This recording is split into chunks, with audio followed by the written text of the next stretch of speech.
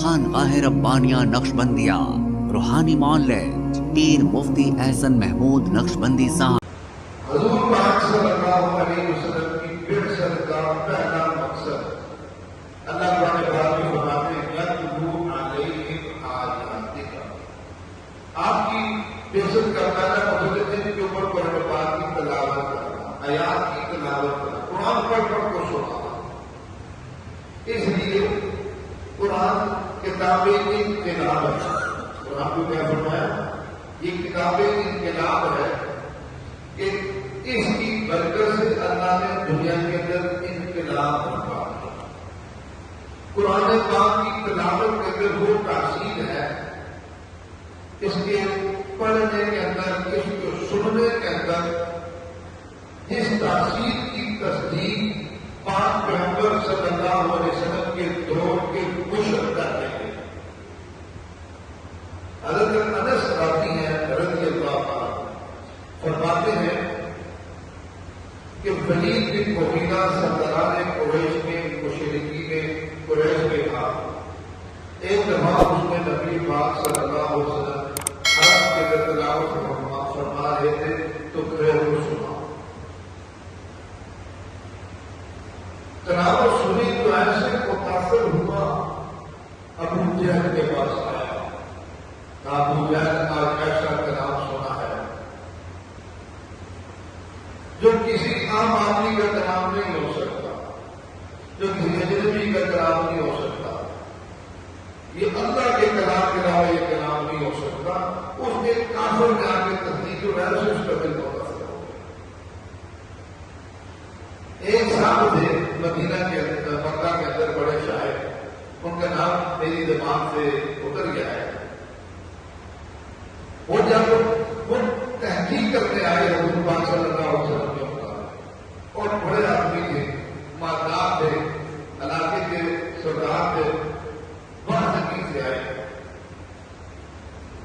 جیسے وہ حرم کے اندر داخل ہوئے، مکہ میں داخل ہوئے، سرداران نے قریش ان کے آگے پیچھے ہوئے، انہوں نے کہا کہ آپ نے جو کچھ بھی کرنا کریں، لیکن جب حرم کے اندر حضور قرآن پڑھ رہے تو آپ نے تو قرآن نہیں سننا۔ تو وہ اتنے گھبرا گئے، ڈر گئے، تو انہوں نے کتاب پہلے میں نے روئی لے کر کان میں ڈال دی کہ میرے کان میں بھی حضور کی آواز نہ پڑ گئی۔ اللہ کی شان، وہ گھر میں داخل ہوئے حضور تلاوت کر رہے تھے، دور کھڑے ہوئے دیکھتے رہے۔ پھر دل میں فیصلہ کیا تو سردار آدمی ہے، بیچارے میں ضرورت تھوڑی ہے، سردار آدمی ہے، سمجھدار آدمی ہے، فیصلے کرتا ہے، دلوں کو ڈر کرتا ہے، اور تو بھی ڈر کے کرنا آپ اور کو قبول کرنا آپ کو چھوڑ دیں۔ چنانچہ میں بھوئی نکالی، حضور کی تلاوت سنی، اسی جگہ کی بات ہے کیا برداشت نہیں کر سکے، بلکہ یہ کہتے ہیں مجرور کا کلام ہے، یہ دیوانے کا کلام ہے، یہ دل کی زندگی بدل کر آ گئی۔ تو آپ صلی اللہ علیہ وسلم نے فرمایا جو قرآن کی تعلیم کے اندر، یعنی اس کی تلاوت کے اندر ہر وقت مستغرق رہتا ہے اور اس کو دعا مانگنے کا موقع نہیں دیتا، رب اس کو دعاؤں مانگنے والوں سے بغیر مانگے گا۔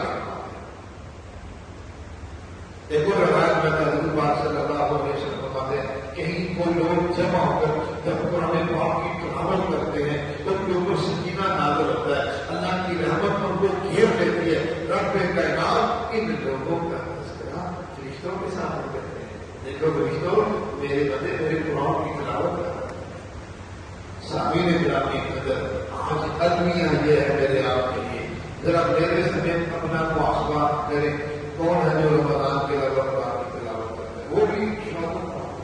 ایک سال مجھے ملے، یہ بات ہوگی 15 سال پہلے، میں نے تو پوچھا کہ آپ نہ سوچیں قرآن کو کھولنے میں پڑھنے میں بہت کی بات ہے، کھولنے میں آپ کے کتنے سال ہو گئے؟